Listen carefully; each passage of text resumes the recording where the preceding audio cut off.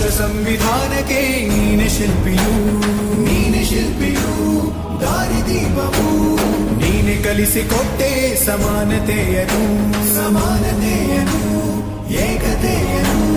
ರಾಷ್ಟ್ರ ಸಂವಿಧಾನಕ್ಕೆ ನೀನೆ ಶಿಲ್ಪಿಯು, ನೀನೆ ಕಲಿಸಿಕೊಟ್ಟೆ ಸಮಾನತೆಯನು.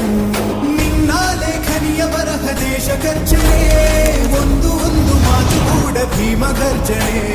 ನಾಯಕ ನೀನು ಭೀಮರ, ಮಹಾನಾಯಕ ನೀನು